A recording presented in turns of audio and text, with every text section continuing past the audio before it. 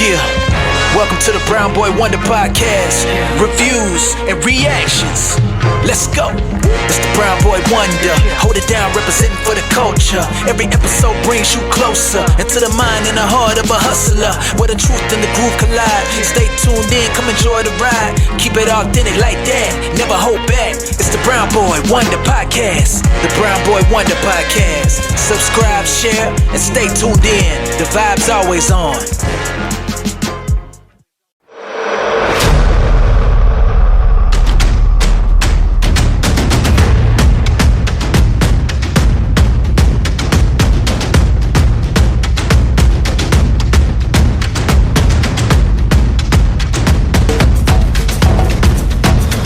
Brown Boy Wonder Podcast Rewatch Series presents Survivor with Brown Boy Wonder and Daniel McGee.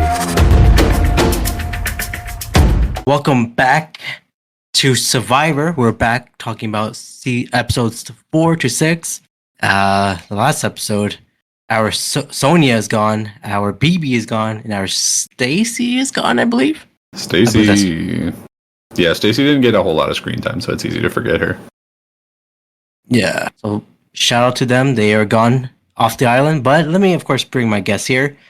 He is, I don't know if he's surviving, but it's Daniel. Daniel, how are you doing today? I'm always surviving, and I'm doing great. That's good. That's good. Well, I do only have a question for you. Okay. Do you want to stay on the island? Yeah, of course. Yeah, I would happily go to the island at any time. All right. Well, I don't know, because in episode 4, it's too little, too late. We're back in it. There was a huge thunderstorm after the last episode, and our guys are feeling a little sick of the rain. We got Colleen. She's not a happy camper. We got Jervis. He's like, man, that's cold. Ramona is like, Get me the hell out of here, please. It's hot, it's wet and cold. Yeah. Yeah. How are you feeling, man? Suffering. It's kind of hard to go back and watch this season and hear them complain about that sort of stuff, because there's seasons that are so much worse than this in terms of rain. Like, maybe someday we'll watch Samoa. That season is a constant downpour for 39 days or whatever. It's hell. It is aqua hell in Samoa. And then on top of that, it's like they're complaining about it, but they're all wearing these like thick yellow ponchos that I don't believe they're ever given again. Maybe in like Australian Outback or maybe like Marquesas the first couple seasons, maybe they get them too. But certainly they haven't gotten anything like that in a really long time. So to hear them complaining about like, oh my god, it rained for one night is like, okay, dude. Yeah, it's gonna rain when you're out here. It's the outside. Yeah, it's a tropical. You're on an island, dude. I guess they forgot that. Especially Ramona. She's always in the lab, so I don't think she goes outside. Yeah. I mean, like I'm sure it's awful, but then at the same time, it's like you're so much drier than 46 other seasons of people would have been in this situation. So I don't want to hear it. I understand. Well, the Pongong tribe, they're not feeling good. They have a shelter that is kind of broken down where BB made it, but they're still surviving. Greg, he entertained himself. Well, okay, at this point, Greg lost his mind. He entertained the tribe mates by inventing his coconut phone.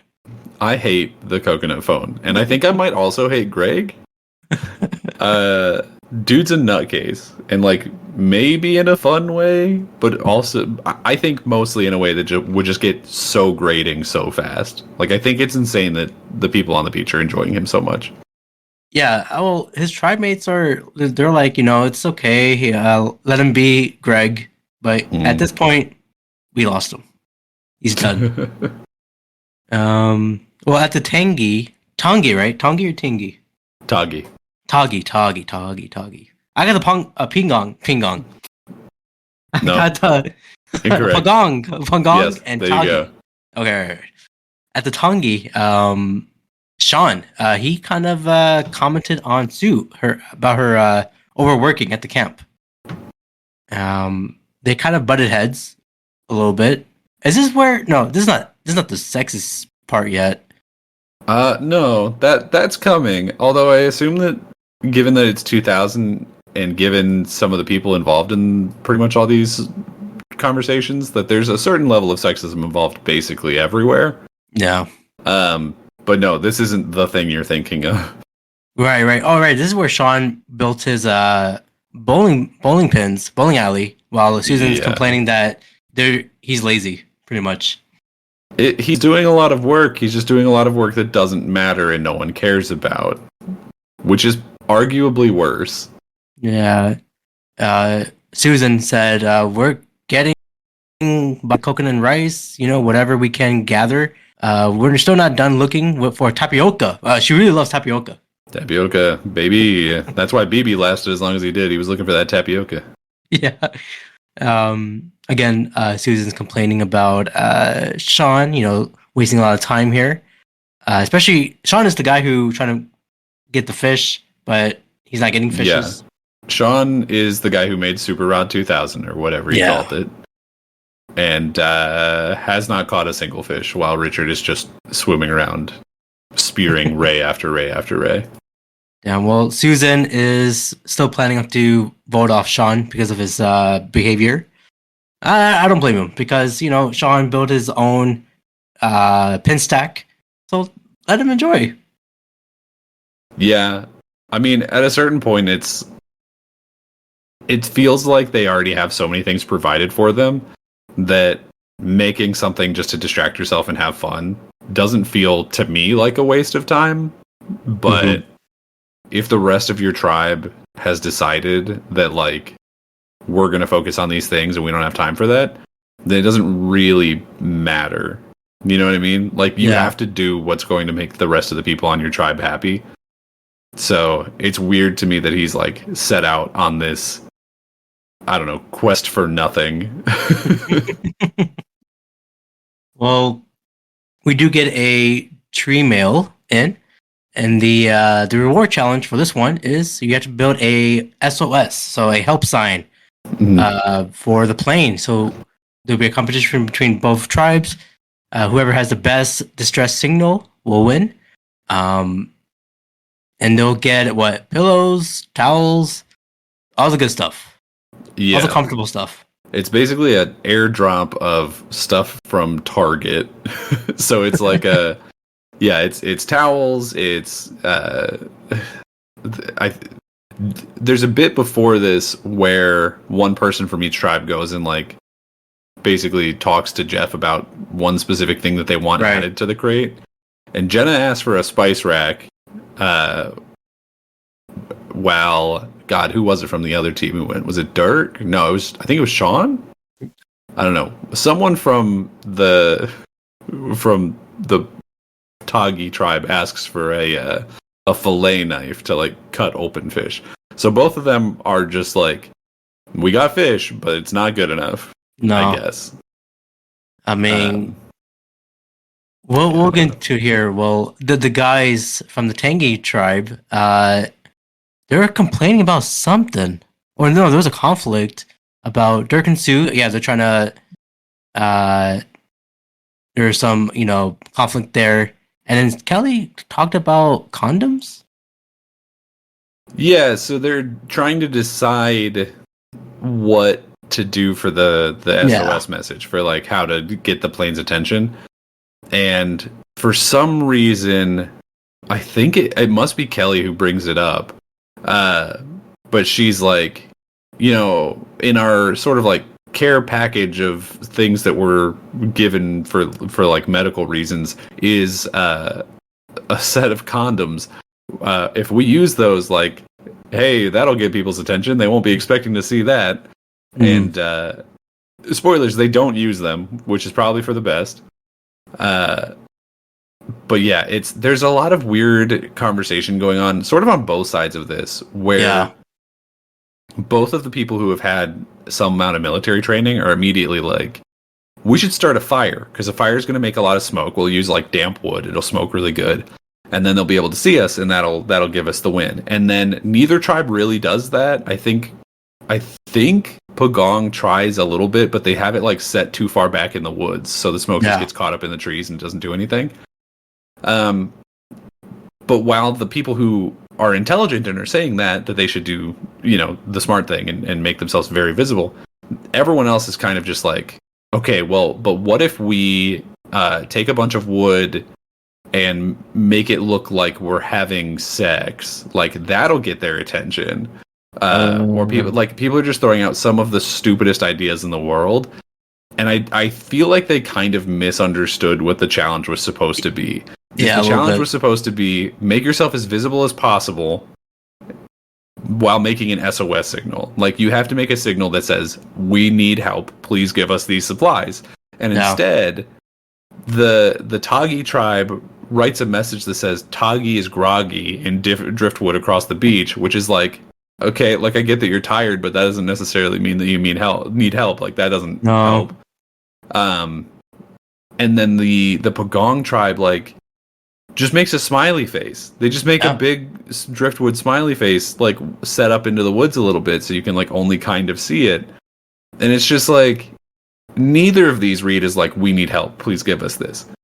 And the only reason that the Tagi tribe wins at all is because they put on their previously mentioned bright-ass yellow ponchos that they were given and are doing sand angels next to their stupid sign that means nothing. Yeah.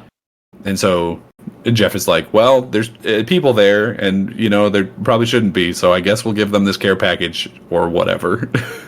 I don't know. Well, before they do this SOS, Richard was planning to do an alliance with his group, Rudy, Kelly, and Sue. That's not bad. So Rudy, Kelly, and Sue, as well as Richard, are officially the first, like, real alliance in Survivor history, and we'll see how it plays out for them. We'll see. And on the Pagong side, while they're doing this SOS, people were complaining about Ramona. She's not pulling her weight, aka the episode here. Or is it? I don't know. But yeah. Well, the title's called Too Little, Too Late, which is a little bit of a spoiler, I guess. But yeah, the sort of one of the through lines in the B story, sort of the social story of the episode, is Ramona sort of struggling to fit in. She talks about how she hasn't really interacted with people like the people on her tribe a lot. She talks about how she's never, or hasn't for a long time at least, had like a white friend, and at one point is like, oh, maybe Jenna can be my first white friend. And as soon as she starts like warming up and starting to like actually get to know the people, she starts fitting in a lot better. But it's like the episode title, Too Little, Too Late. Yeah. Because everyone's already sort of formed this opinion of like, oh, she's lazy, she doesn't work hard.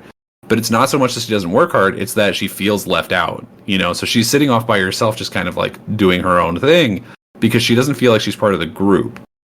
Right. And so it's this like really kind of awkward situation, honestly. Yeah, I feel bad for Ramona. Once Pagong won with their signal, they dropped the reward, but it's like so far away from the beach. Yeah. Yeah, we were watching this one together, and we both had the same reaction of just like, that box is so far out there. It's like, it's no less than 500 feet into the ocean. And Richard is just like, all right, let's go get it, and like swims out. I think he is Aquaman. This guy can swim anywhere. I don't know. It feels like a stupid idea because, like, I know for a fact they've got that raft that they were fishing on, so I don't know why they didn't just take that. But whatever. I think they got they didn't panic, but they're like really happy, so they just swam. They just weren't really thinking about it, I guess. Not at all. See here. Oh, later, Richard discussed the strategy with Kelly and Susan, saying that he'll be stronger if they form an alliance. They decide to invite Rudy, the fourth member, for the voting block.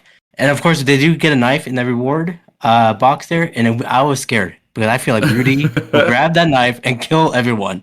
He was going to start having Vietnam flashbacks and just start stabbing people. But no, I think it's actually even stupider than that because Richard immediately he just like claims the knife. He's like, "This is my knife." And he ties it to his calf, and then says, "If you need this knife, it'll be tied around my thigh." And I'm like, "That's not your thigh. That's your calf." And second of all, not your knife. And I'm a little uncomfortable with you being armed at all times. I don't like that. Rudy, come on, man. The Tangi tribe, we're discussing about their alliances. Once Richard said, I think we can trust the 3 of our votes because it's one of us blows up. Mm-hmm. Everything's out the window. It'll be a free for all. So let's go into the Pagong tribe here. Ramona and Jenna bonded while doing the camp chores. Ramona revealed that Jenna could be her first boyfriend, as you said. Again, it's a little too late, and they were discussing about that. And let's see here. Ramona and Gretchen, Jarvis. What's your thoughts on Jarvis at this time? Is he still contributing to the group here? Jarvis is definitely, I think he's contributing a certain amount. Like he's helping, get wood and do the chores around. It doesn't look like he's helping get food or anything that's like monumentally important.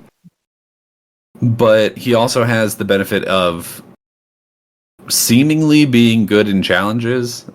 Jeff sort of gives him a little bit of a trash talk at Tribal that we'll see later about how he's not doing as well as he probably should be. But the fact of the matter is he's doing better in them than most other people on either tribe would. So he has a lot of value to the tribe for sure. And also I think he's just like one of the funnier people. Oh yeah. Like definitely. He's one of the more entertaining people to watch on this season. Oh, definitely. Ramona, she's saying, "Man, dude, I'm with this team now. I got this." She's feeling a part of the team now. But we'll see. Back to the Changi tribe. Of course, they won the immunity challenge. Oh no, they gotta win this immunity challenge that's coming up.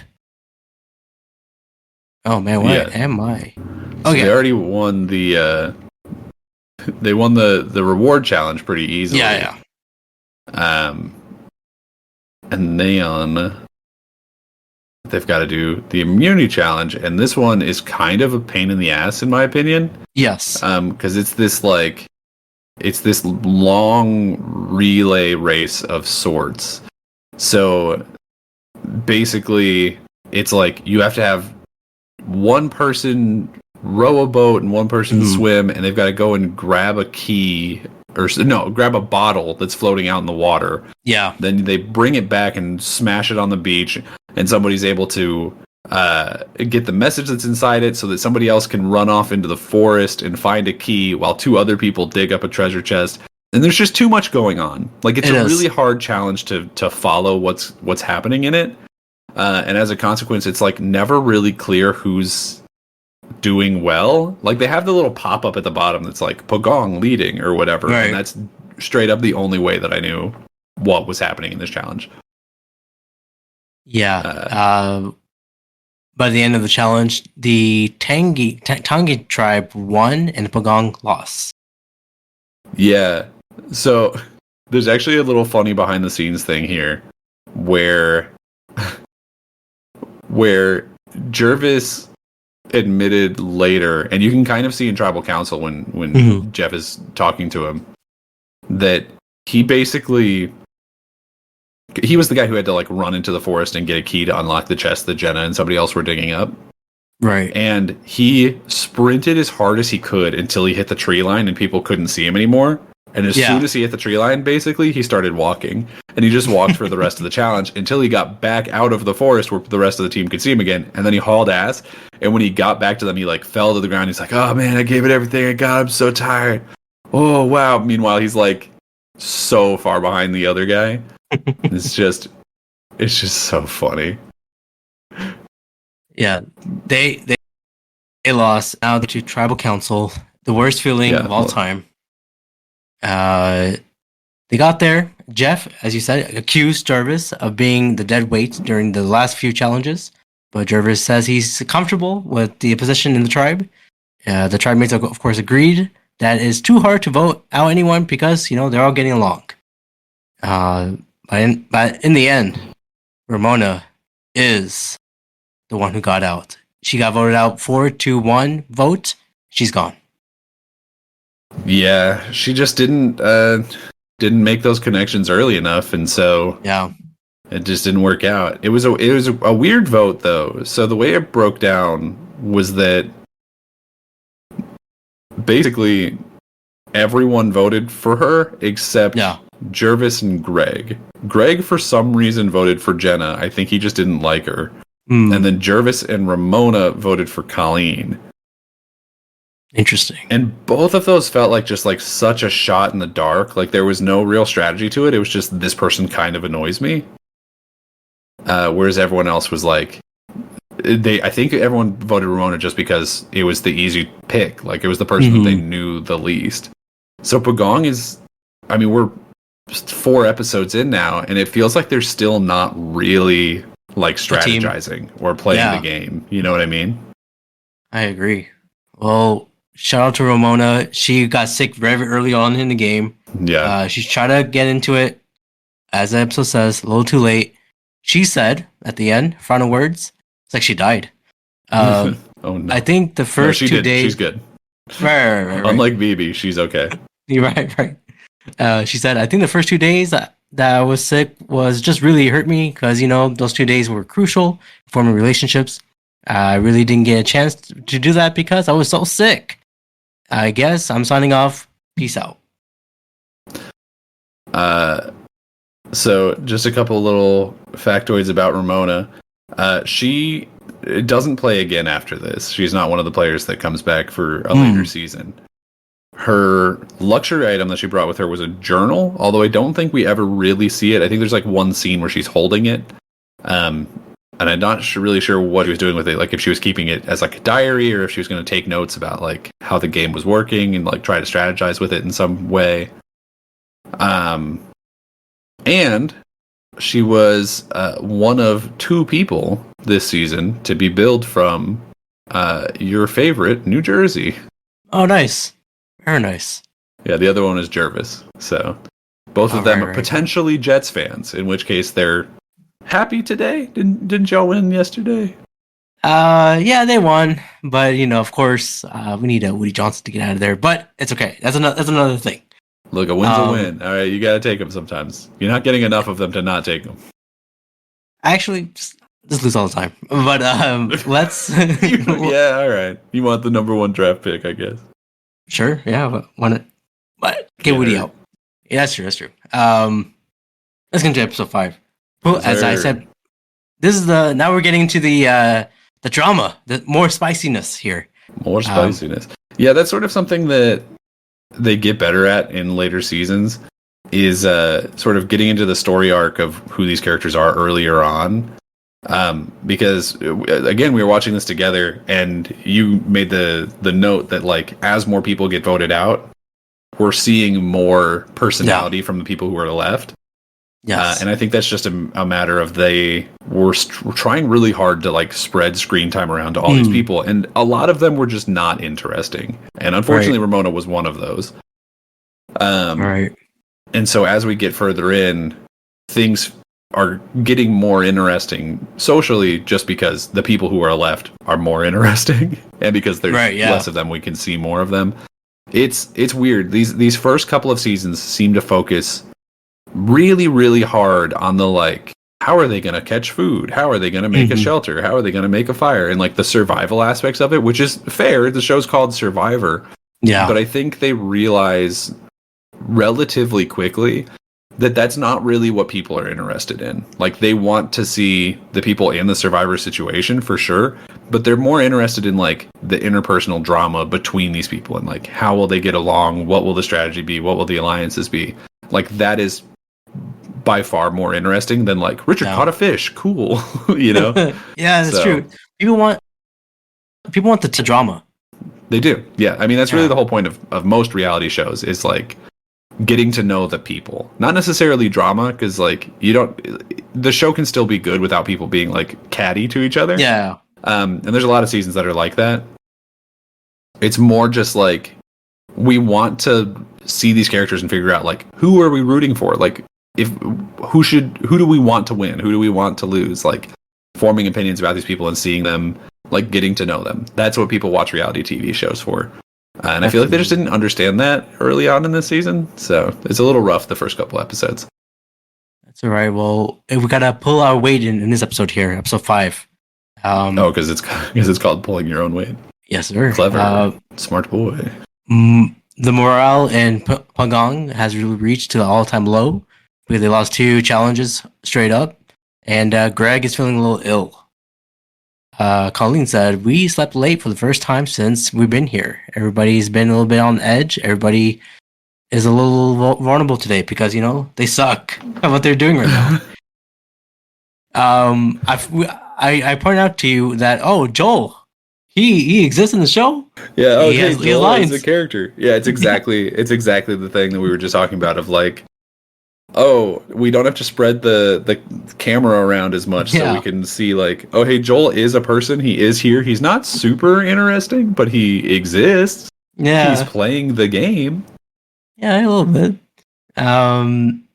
There's Jenna said Greg got like a little ear infection, so he's sick. But yeah, they're right now they're in shambles. But in the Tongi tribe, the tribe is annoyed by Dirk and Sean's laziness, where they trying to catch some fishes, but it doesn't work. And Susan was on their ass. Over mealtime, and Rudy shows disappointment over Dirk, who reads the Bible all day. Yeah, it's weird because I think this is also when they start talking about how Dirk has like lost so much weight. Yes. They're talking about how like, dude, we've been out here like 11 days and I can see your spine through your back. Like, why are you eating? Are you okay? And it's really strange. He's sort of in the Ramona position on Tagi, I feel, where he just is not talking to people in a way that makes them want to talk to him. Like, the only conversation that we really see him having with people is either fighting with Sue about whether or not trying to fish with the super pole is a waste of time, or, like, preaching the Bible to people who don't care. Yeah. Is Dirk and Sean... Yeah, Dirk and Sean, again, I think I said it before, from them, from these two, but we do know that Dirk is the one who's, you said, is the skinny one, right? No, that was Sean. They're both pretty skinny, but Sean is the doctor, and he's more buff for sure. Mm-hmm. Dirk is the one who carries around the Bible. Like that's really the easiest way to keep them apart. Is like this one's the Christian guy, and that one's the doctor. Yeah, Dirk said, "The second I stop having fun, I'll vote myself off the island. I came here to have a great time, grow my faith with the Lord, and that's the most important thing to me." I guess, man. Hey, whatever does it for you. Rudy was like, "Dude, we need some toilet paper. Maybe we'll use the Bible." I think that's what he said at one point.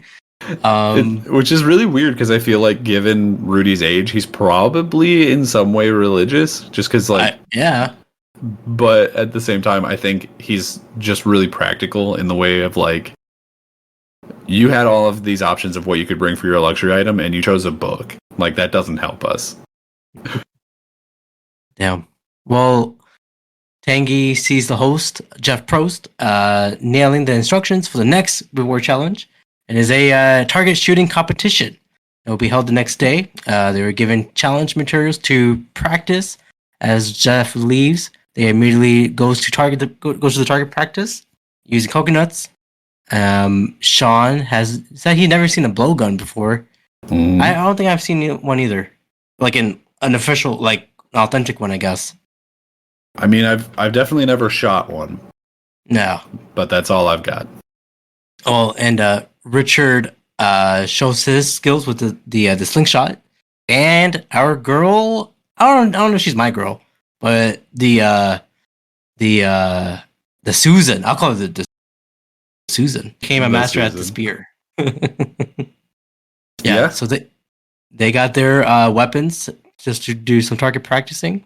At the Pagong side, Jenna, Gretchen, and Joel are the representatives on their tribe. They'll do their challenges. And Joel said, I never really threw a spear in my life except, anything serious. It's kind of hard to keep it straight. That's a good distance, especially a little thing like this. So, again, we're getting personality from Joel, finally. If you had to pick blowgun, slingshot, or spear, which one do you think you would be best at? Maybe the slingshot. Slingshot? I feel like I Yeah. would pick the same. Because that feels like something that I could like relate to something else that I've done. I've never thrown... in order, I would go slingshot, spear, blowgun. Like, I don't trust myself with the blowgun at all. I agree. Because I might kill someone with that. It can be any direction. I wouldn't think that I would kill somebody with it, but yeah, I absolutely would have zero accuracy with it. No shot. And the spear? No. No. Not at all. Well, we're at the reward challenge, and Sean wins the first round for Tagi, but Pagong rebounds when Gretchen wins the second round. But in the final round, Susan's like, I got this, bro. No, she doesn't. She is 2 inches short from Joel's closer hit, making Pagong the victors of the challenge. Honestly, it's pretty impressive. Like, they both do, I feel, better than I would have. Yeah, I agree. But Joel gets it like almost on the bullseye, and it's just like at that point it's over. Like Sue could have had 10 more shots and she wouldn't have beaten it. Yeah. Well, Pagong, the reward is they got 3 live chickens. 3 live chickens. Jervis names them breakfast, lunch, and dinner, baby. Okay, look. Yeah. Chicken, they need it. It's protein. Yeah. Eat that chicken. Eat the chicken. But kill that thing immediately. I don't want to kill it. No, I mean, like, yeah, it's sad for sure. But at the same time, it's like you gotta eat. Yeah, that's true. I mean, it's that or fish. And like, I get that fish are for some reason more okay to kill for a lot of people morally, but like you're still killing something, let's be honest. I mean, yeah, like people, I guess for me too, like we're so disconnected where we get our food from. I mean, we just get from the grocery store. No, people have to, gut it, kill it, all of that. So it is literally a survival. I mean, I cooked some chicken for dinner literally tonight. I cooked up some homemade sesame chicken. It turned out pretty okay. And I didn't think for a second until this exact moment, like, yeah, that used to be an animal, because I just don't even think about it. You know what I mean? Yeah, it's not like I don't know it. I just don't think. You just eat it. It's a good reminder, at least for this the season, at least for me. While they got the chicken, they're really happy. They want to wait for the chickens to lay eggs so they can have more food. So it's smart. While the tangy side, Susan, she feels disappointed with the loss, while Richard, on the other hand, is returning to get some fishes, and he got a big, large eel. Yeah, and no one likes the eel. No, it didn't. I don't know if it would have tasted well if it good if it was cooked better, because I've heard of eel being eaten before. I don't know about that type of eel, but like eel is a popular thing in a lot of Asian food. Yes. But they just burn the shit out of it. Like that eel, by the time they pull it off the fire, it's charred, it's all coiled up. It doesn't look like they pulled any of the bones out of it at all, so it's just like 90% ribs. It looks awful. It looks like an absolute nightmare. And you can see at one point, I forget who it is, but they're like gnawing on it like it's a piece of leather, trying to like get through the skin to get to the actual food. It's disgusting. It's tough. Richard's like, it's good. Well, he's like, I wouldn't go after eel again. If I had a choice, I would rather have chicken. So they're not feeling hot over there. Over at the Pagong, Gretchen noticed that Greg's work ethic has made him become the leader of the tribe. I feel like whatever he's doing that has made them think he's a good leader must not have been shown on camera. Because I don't get it. Like, this man has lost his mind. He's talking into a coconut. Like, he calls it his coconut phone, and he's like trying to contact production or something. I don't know. Like at one point they're setting up a like their second shelter, and he's on the phone like pretending to talk to some guy from, I guess, Home Depot, asking for like a fitting to better secure the bamboo with. And it's like, and it's so awkward because the way it's shot, like he's doing it, and then they cut to the rest of the tribe, and they're just staring at him like, okay, are you done with your bit? Because I want to finish building this now. Like, it's so weird to pair those shots almost like back to back with Gretchen being like, he's just such a good leader. He's so good with people. And it's like, what are you talking about? I don't see it. I think it works out because Colleen, she kind of likes Greg with this attitude here. Because Jervis says, I noticed that they've been sleeping together mostly, and there's a shot of them sleeping together. So Greg is doing something. It's also weird. Tell me how you feel about this, because we didn't talk about it in the moment. Sure. They had their original shelter on the beach, and it was too close to the ocean, so they moved it after BB was eliminated into the forest a little bit to like keep it away from, the sand and the tide and all that stuff. Yeah. And then Greg decides that it's too hard to sleep near other people because they're like making noise or something. So he grabs just a pile of leaves and palm fronds and throws them on the ground further into the forest and decides that that's where he's going to sleep, is in this like rat's nest of leaves. And Colleen goes with him. So he's still sleeping with somebody. So if the problem was like, oh, I can't sleep with people because they're too loud, like you didn't even do that. And now you're sleeping in the dirt on a forest floor in Borneo. This is not better. I think they're just desperate now. They don't know what they're disgusting. Thinking. Like, I feel like he's going to wake up with a rat on his chest every morning. And he probably wouldn't care. His ass. Because he's crazy. Yeah. He is crazy. And it's also day 14, so it's been about 2 weeks now. And Greg is acting like this, so I don't know. The thing is, I don't think I'll reach to the level of Greg in 2 weeks. I'll still keep my humanity, at least.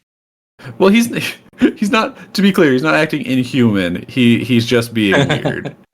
Yes, I would act this weird then at that time. Yeah. It's also worth noting, this episode they try really hard to push like an angle that him and Colleen are dating or like romantically interested in each other. And they, in interviews after the show, were like, yeah, that wasn't true. But then they saw it on TV so much and everyone kept asking them about it. So they actually tried dating a little bit after the show and it didn't work out. Shocker. Oh, no, Greg. So. Damn.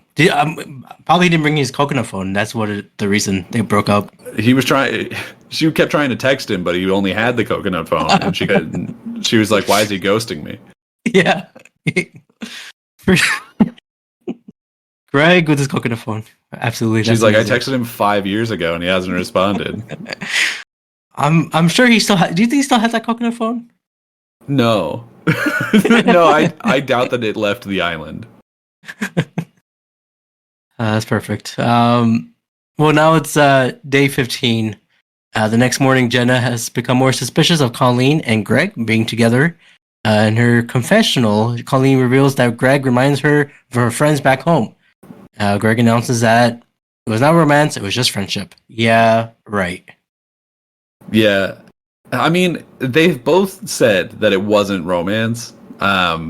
There's a lot of shots that I think are shot in a way to try and make it look like it's more than it is, because I think they're trying to make it more scintillating. But I just can't think, like, Colleen and Greg are arguably two of the more annoying people on this season, so I almost wonder if they started trying to pull that angle to, like, give them anything of value, you know? Yeah.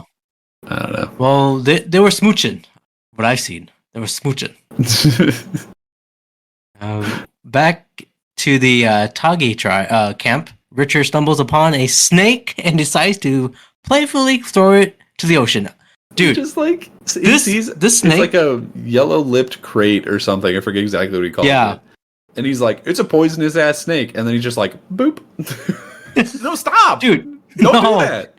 The cameraman almost died. The snake was about to bite the cameraman.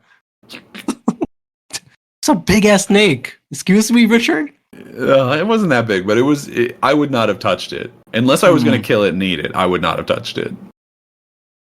He said like, we've been told they're extremely deadly, immediately deadly within 6 hours. Deadly.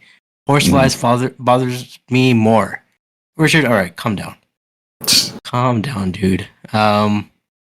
Meanwhile, Sean admits that he had his best sleep so far in the previous night. The tribe becomes worried about Dirk's being, as we said, becoming more skinnier. Dirk and Sean prove their worth at the camp doing the camp chores, but Susan feels that it's a little too late.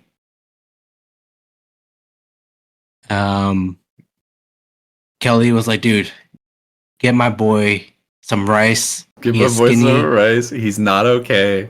He's withering away. I think Sue makes a joke at one point. She's like, your Adam's apple is as far out as your chin. And he just goes, it's always like that.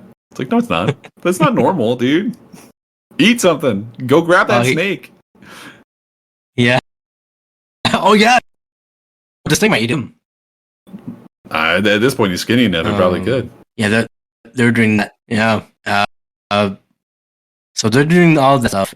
Before the immunity challenge, the tree male instructs both tribes to produce one roarer. Kelly, a river guide by profession, he is chosen by her tribe, and while Pagong chose Jarvis, who has not swam in his whole life.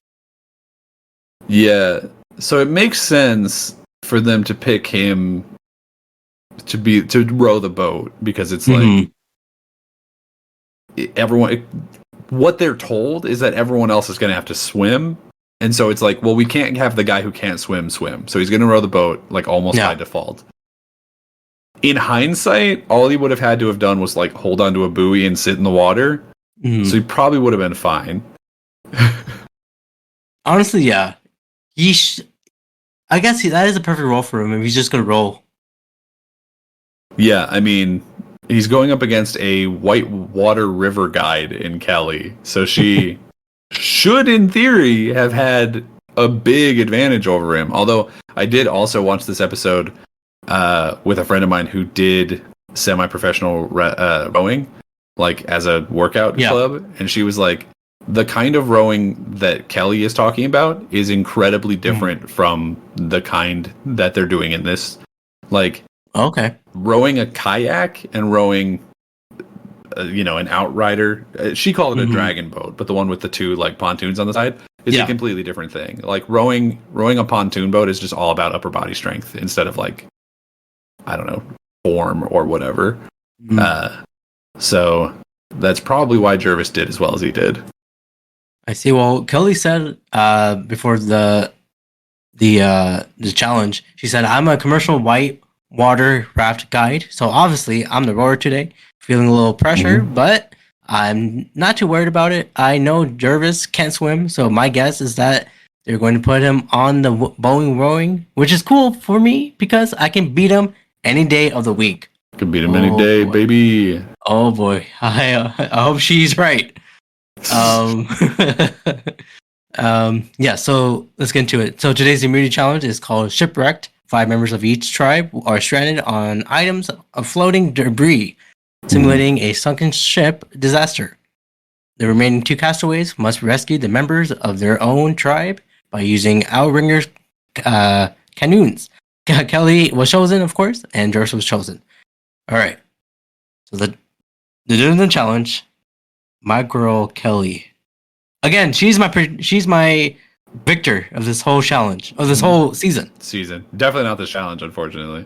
Yeah, not for the challenge, because prior to the challenge, Kelly became more overconfident about her rowing skills, but unexpectedly, Jarvis managed to get the largest from Kelly, eventually winning the challenge for the Pagong, sending Tagi back to the tribal council. Jervis gets off to like a way faster start than her. And then as soon as you start picking up the other people, they're allowed to start rowing too. So at that point, it's just like, it's over. You know, you can't catch up to 3 people rowing when it's just 1, you know? Yeah. We see our girl Kelly crying. She's like, dude, I lost to a guy who can't swim. That's pretty embarrassing. Like, I understand her feeling the way that she feels. Yeah. Well, they're to the tribal council again. Worst feeling ever. Sean approaches Kelly and campaigns for Rudy's to get out, but in the end, the Tongue alliance of Kelly, Richard, Rudy, and Susan fear about Dirk's health. I am too. In addition to,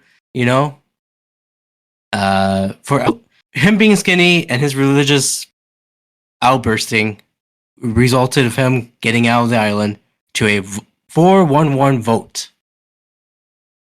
Dirk is out. Unfortunate for Dirk. Dirk Nowitzki is out. He said, I guess I want to start by saying thank the Lord for this unbelievable blessing.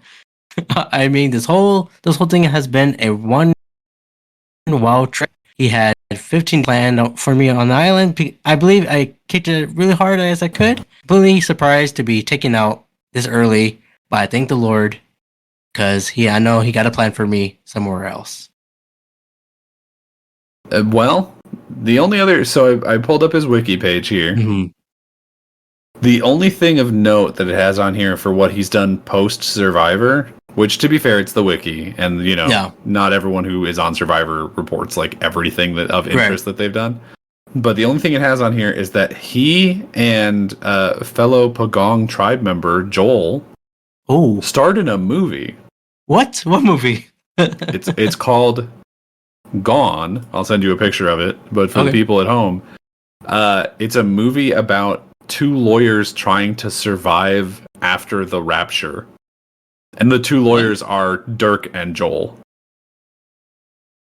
Well, for those who are watching through Spotify, you'll see the poster here. And yeah, Gone. Why are you...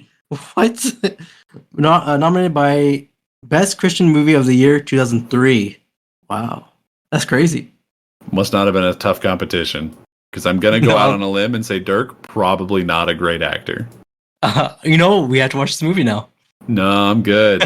I'm good. As you find it, I'll watch it with you. But I'm not going out of my way. It's on DVD, wherever it is. Good luck. All right. And then, obviously his luxury item was the Bible. So yeah, that's all I will say bringing that is bringing it does bring you being hopefulness. So it is a good thing, but does not help at the end.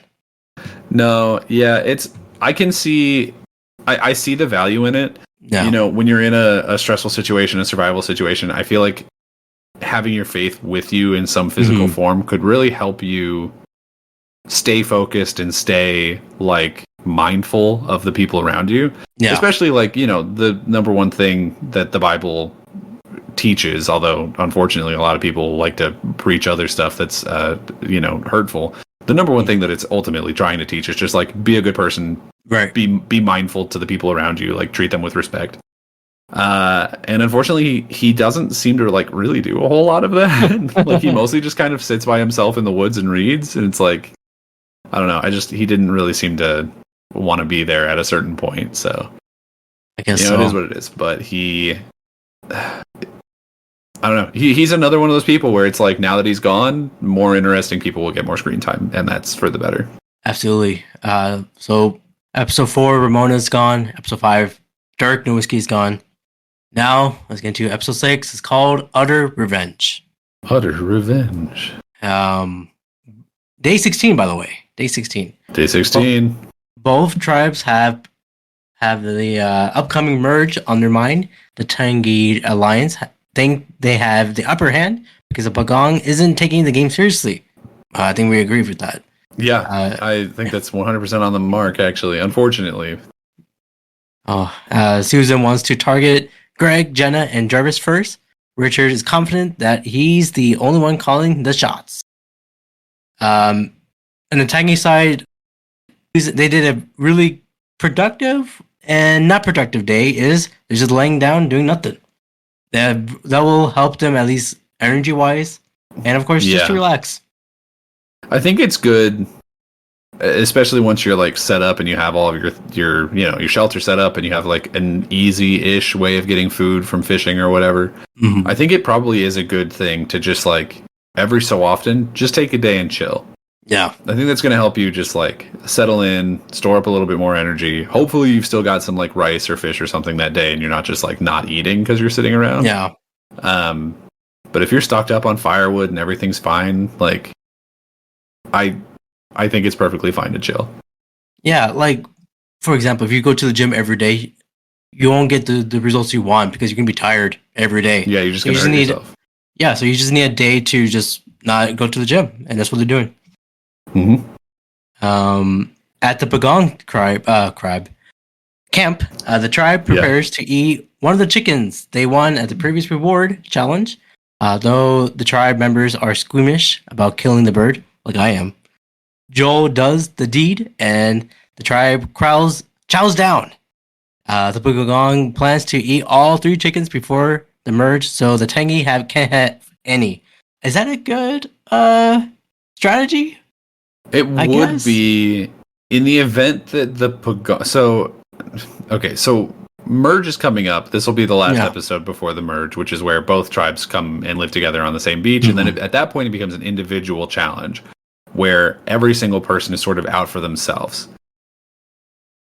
So at that point, that immunity challenges go from, instead of your entire team winning, one singular person wins, and they're the only person safe from elimination at tribal council that night, and everyone votes.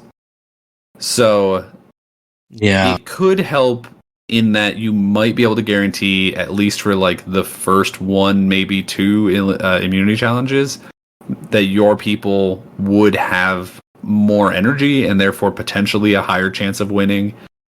In this case, it doesn't really matter because the Pagong tribe is like not working together well. Like they are not strategizing. They're not making an alliance of any form. They're not really even socializing in like a gameplay way.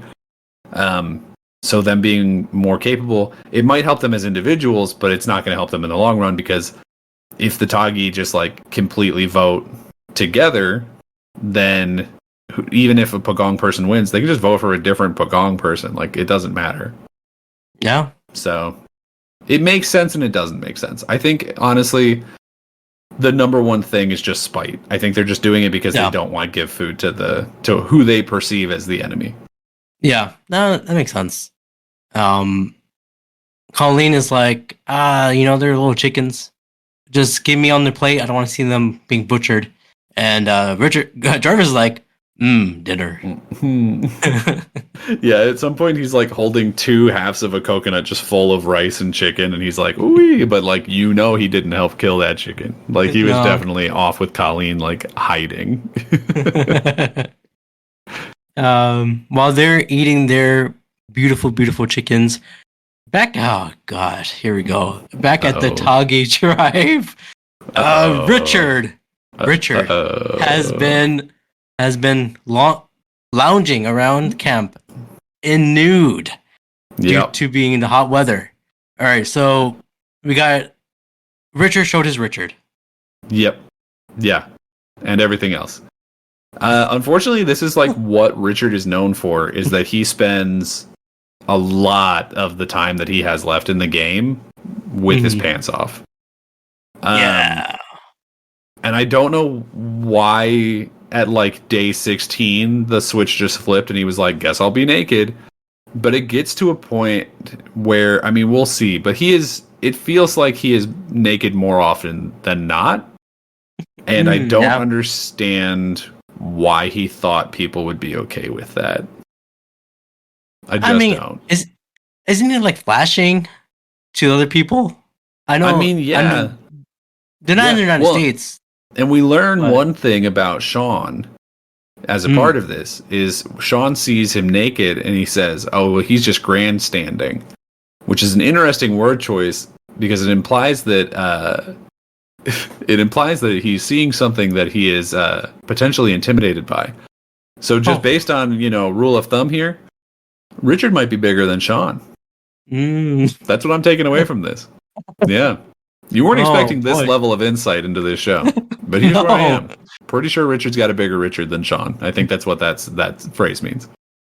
I mean, Richard, if you're near to me, get your naked ass away from me. Put your swimsuit on. please, I, or at least a speedo, but not the junk. if I was the on trunk. if I was on a season and anybody was just like walking around naked the whole time, I would probably immediately want to vote them out. Yeah, I would. It's Too. just like, I don't need this. Like, this is not. Who is this for? Well, Richard said naked isn't sexual to me, and it doesn't. I don't think it is that way, and it doesn't faze me that way. So I'm pretty comfortable being naked. Rudy's like, I don't agree with his lifestyle, and I told him that he is probably don't agree with mine. But anyway, we gotta get to work. I don't know, man. I don't get it. Well, from one crazy scene to another crazy scene in the Pagong tribe. Pagong has a controversy of his own. Yeah. Jervis. Things are heating up in this season as everyone's decided to collectively lose their mind. Yes, Jervis makes an offensive joke declaring, "Girls are the stupidest thing on the planet next to cows." What the hell, Jervis? It's a very, like, sexist and stupid thing to say just on a surface level of just, like, why would you say that ever or even really think that?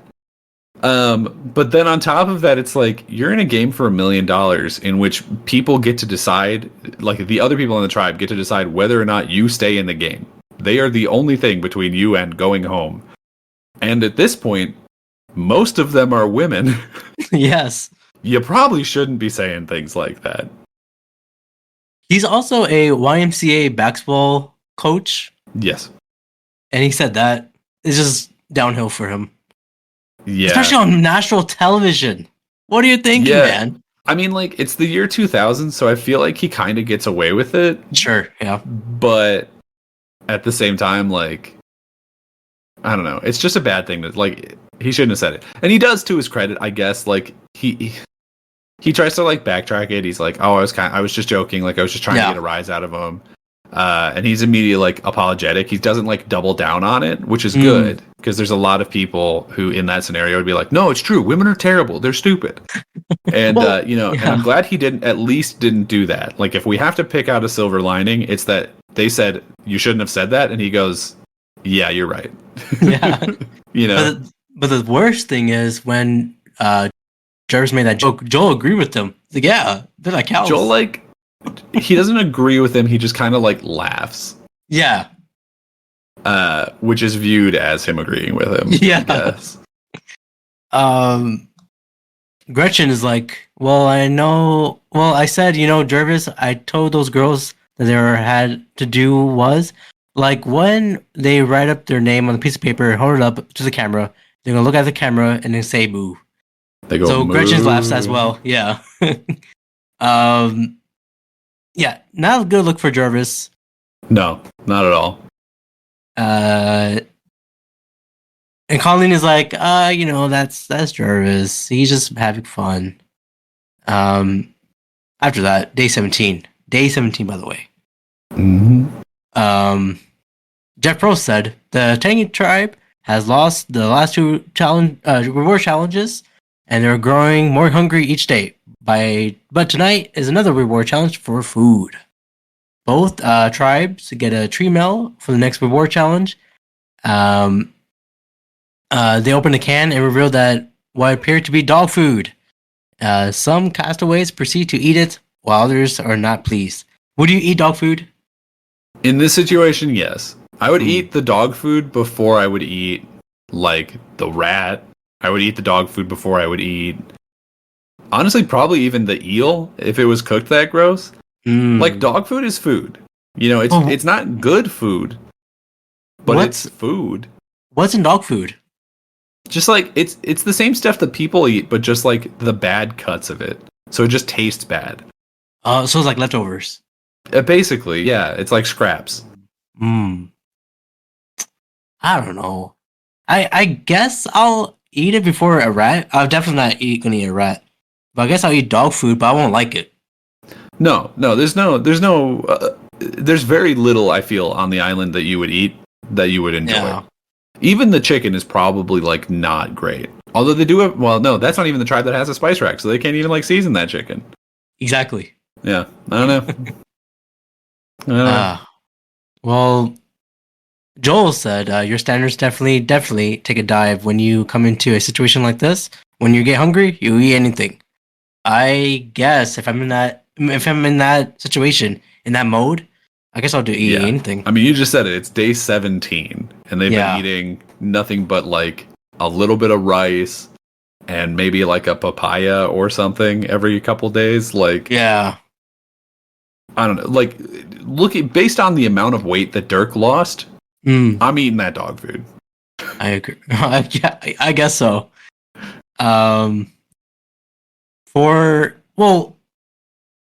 There's this one story, not in Survivor, but like there's a plane crash that happened like in Argentina, like a big news story, but the people ate people, and it was like day like 60 or something. Yeah. So I'm glad it's like day 39. Happens. Yeah, cannibalism happens, but hopefully they. Spoiler: is there any cannibalism in here? There's no. They don't. They don't televise cannibalism on any of the 47 current seasons of Survivor. Maybe season 50. I don't know. We'll see. Oh, maybe it's like an all serial killer season. You know, that might be fun. Hey, that'll bring up the ratings for sure. Maybe. If it might be the last season, but people probably watch it. Oh, definitely be the last season. Oh, it would definitely get people talking. The finale of Survivor. For the reward, John Wayne Gacy is the sole survivor. Whoa! What? Oh no, he's a big boy. He's a big boy. Eats a lot of guys. For the reward challenge, 3 tribe members must search an abandoned campsite to find 3 items: an army helmet, a can opener, and a pocket knife. After Tangi found the first 2 items, Richard accidentally returns with a duplicate item, handling the victory to Pagong. Stupid Richard. So basically, they've already gotten the knife, and he grabs the second knife because he thinks it's the can opener. But then, because he's grabbed that, like, he has grabbed the knife that was designated for the other tribe. So they're like, well, it's here, so we have to give it to the other tribe, so they win. So Richard, like, just completely screws it up for his team, unfortunately. But also, I just want to throw this out here. I think this is another, like, not great challenge. It's not filmed very well. It's hard to tell who's where or doing what. It's in the dark. It's in the dark, and they don't have, like, good cameras for that at this time period. You can't, like, when they go into the building and start searching around, you can't really see what's happening. And it's just, like, I don't like it. They should put in night vision. Yeah, I honestly don't know how much that would even have helped, though, because night vision at this time is just, like, really weird green and black where you also can't really see a lot of detail. So I don't know how much better it would have been.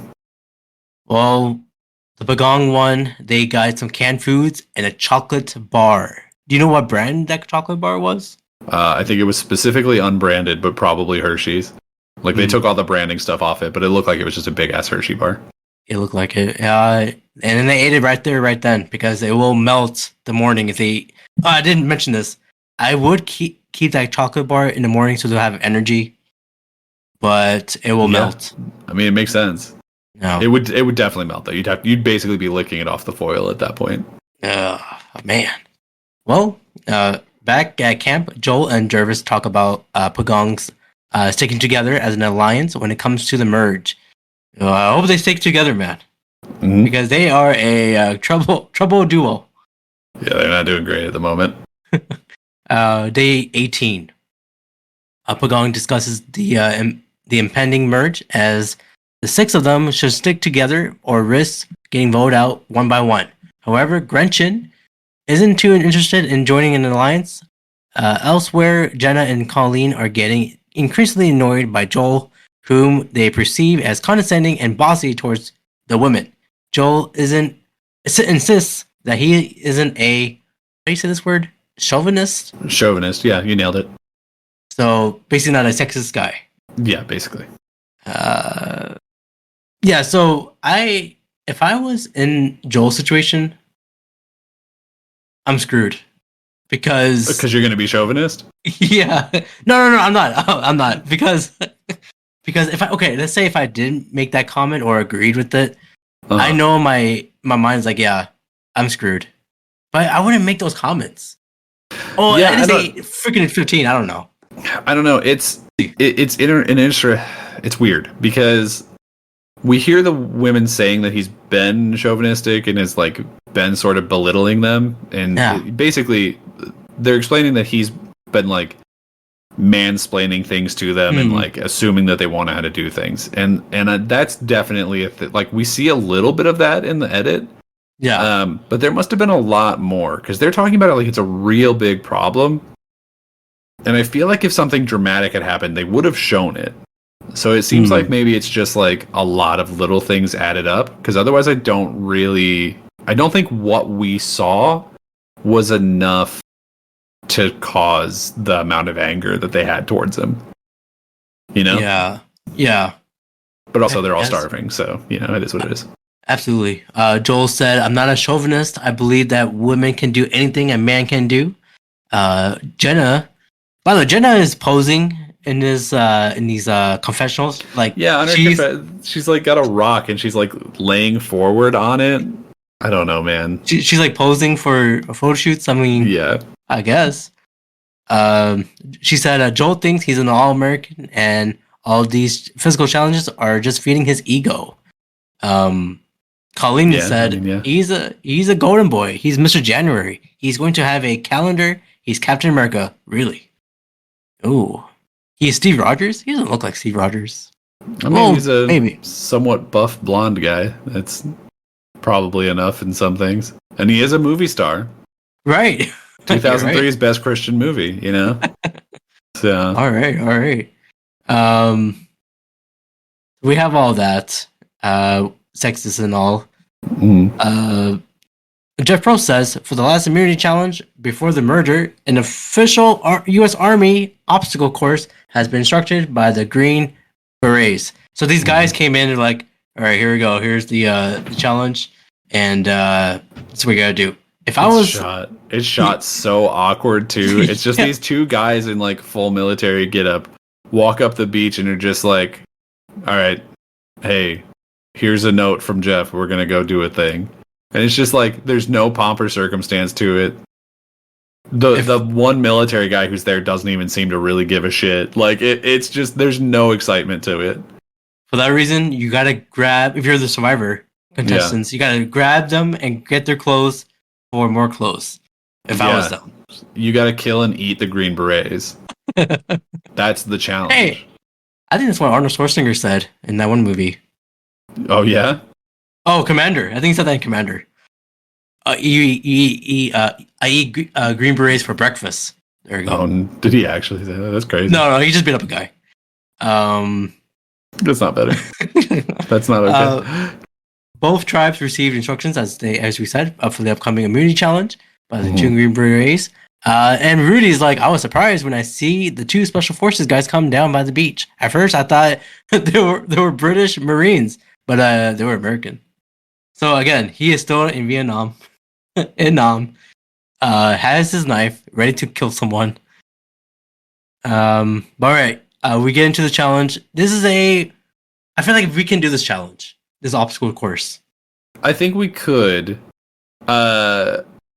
There's one part where you have to like basically climb a rope to get over a wall, and I feel like that would be the hardest part, but it's also the first thing, and everything after that I feel like would be relatively easy. Especially basically the point that I'm at with it is like, if Richard Hatch could get his ass over that wall, I can get my ass over that wall. Like that's like I can, no problem.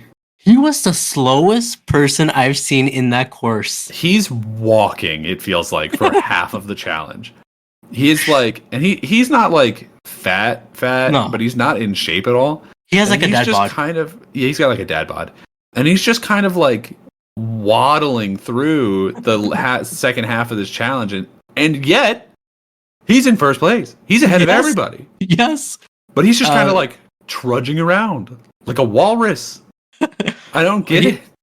And in the first episode, he was a monkey on the tree. Yeah, now he's been several animals. Yes. Well, the teams are neck to neck for the most of the race, but at the end, the Tuggy wins by really close, by a nose. It was actually really good. It was closer than I was expecting, because at one point it seemed like Richard and his team were way out ahead. But then I don't know, maybe that was before Richard started, crawling through the last couple challenges, or the last couple phases, whatever you want to call it, obstacles. Yeah. Richard, again, I still feel he is the most annoying contributed player of the game, but yeah, I can't fault for them. I don't like Richard, and I feel like most fans of Survivor don't. I might be wrong on that, but my understanding, most people are just like kind of bored of him. I deleted Cameo because I was getting addicted to it. You spent too much money on it. Yes, but I re-downloaded it and checked, like, is Richard, like, is any of these guys are there? And I'm sure Richard was. Richard's there, and he looks really old. Yeah, well, he's still doing reality TV. He was just cast this year. He was cast on a season of The Traitors, which is a TV show that specifically like brings back villains from other reality shows to compete. I see. All right. So he's still doing it. He's still going for it. All right, Richard. But yeah, I don't care for him. Yeah, I don't care too. He's a big monkey. He's an ape. He's an ape. Penguin. So the Pagong returns to the camp, the tribal camp. Oh no! They return to the camp. Find nearby monitor lizards ate their dinner. They have freaking the dragons. So they're not dragons. They're not Komodo dragons. It's just like a normal ass water monitor, but it's a big lizard. Like, it's not to be messed with. And it's snuck into the camp and eaten the last chicken that they had. Like, I guess they'd eaten 2 of them. Yeah. And it sneaks in and eats the half of the third one out of the box that they're living in. Ow. And then Gretchen's like, well, there's still half a bird here. We should cook this up and eat it. And I'm just like, I don't think that's a good idea. No. At this point, like, no. I get it, but I'm not taking a lizard's leftovers. Like, I'm not at that stage. I've got the dog food still, probably. Right. Oh God. I mean, I guess that was not the best place to put the chickens. Maybe hang them put them in a cage and hang them on the tree. Maybe that will. Maybe, yeah. I don't know. This is the only time I can think of. There might be one other time, but this is the only one I remember where people lose the chickens to like predators. Yeah. There's other seasons where people get chickens and then just straight up lose them, like they just get away. But I think this might be the only time where it's like, hey, a big ass dinosaur snuck into your camp and ate your chicken. Freaking Komodo dragon. Yeah, the Komodo dragon snuck in. If it was a Komodo dragon, she'd definitely not eat it, because those things spit is like venomous. Oh, hell no. I remember in the James Bond movie, I forgot, the one with Daniel Craig, there's like a Komodo dragon. The Komodo dragon ate another person, so don't mess with them. I don't even know if a Komodo dragon is big enough to eat a person. It's definitely big enough to kill a person, but I don't know if it's big enough to eat a person. I can eat them. They can definitely eat look me. Up size comparison. Hold on. While you do that, Komodo dragon. Go for it. Jenna says, I know my vote is, and it will be Joel. And I got my vote last time, so he'll be out of here. And most of these guys kind of agree-ish. What was their size? It's like the size of a mid-sized dog, like a border collie or something. Okay. So I don't think it could eat you. There's a couple of photoshopped ones here that definitely could, but they're okay. Realistically, it could definitely kill you, especially with its like poison ass venom. But I think you'd probably be fine. Well, Colleen says Jarvis, he's just a chauvinistic as Joel is. God, he just hides it better. I want to vote for him for the next tribal council because he voted for me. And I'm starting to just have, like, these little conflicts with them. All right. We got these 2 sexist guys in this tribal council. So we're at here. Jervis says he pleaded his ignorance about the cow joke, claiming he doesn't remember saying it. We have it on tape, Jervis. We have it on tape. He insists he feels safe from the vote. His feeling is vindicted when the women plus Greg team up to vote out Joel in a 4-2 decision, who makes Joel the sixth person to get out of Survivor. Joel's out. Oops. I don't. There's a part of this that like kind of annoys me a little bit because it feels like they hit the wrong target. Because like Jervis was the one who said the thing, but I guess because he apologized and Joel was just like generally annoying and like mildly not racist, mildly sexist on top of that. Yeah. They like the blame got like shifted onto him. But Gretchen at one point during like when she's writing his name down does the thing that she said where she's like they just have to look at the camera and move. She does that. Yeah. And it's just like that was for the other guy. You're using it's on the wrong guy. You hit the wrong target. What's happening? I'm talking like Joe Biden. That's not the right guy. That's crazy. Trying to act like Trump. Done that. With my hands. But yeah, Joel we've got the biggest Komodo dragons. Yeah, they will eat all of us. Oh, definitely. Also, I googled it. Komodo dragons can definitely eat people. Okay, thank you. Don't be around Komodo dragons. I won't. I will not be in Malaysia by a Komodo dragon. No, thank you. Where do Komodo dragons live? In Abrar's backyard. I hope not. No, I think they live like somewhere in Asia. Indonesia. There you go. Well, damn, what's their population? Are they about to be extinct? What do they eat? Us. People. Yeah. How many Komodo? Now it's just a Komodo dragon podcast. How many Komodo dragons exist? Are left? They are considered endangered. The population has declined significantly, with an estimated 5,000 to 8,000 living in the wild 25 years ago. Now it's down to 1,400. Oh no! We need to hashtag save the Komodo dragons. Let's use this platform to save the Komodo dragons. Yes, let them eat people. I don't know. Let them eat people. Yeah, if you see a Komodo dragon eating a person, you mind your business. Yes. All right. Well, Joel might as well be eaten by a Komodo dragon. He said, "I wish I could have made a little longer. I think the girls on my team maybe were a little inferior. Didn't like the inferior complex. They took my remarks wrong. They think I'm a chauvinist. I'm definitely not one. I mean, so that is my main regret. I'm going to live here, knowing that people think I'm a sexist guy." That's the end for this episode 6. Yep. So, a couple of quick things about our boy Joel here. Joel. Number one, his luxury item was a bottle of shampoo. Like, I don't understand. He doesn't have like super long hair or anything, so I don't really know. He wants to be clean, I guess.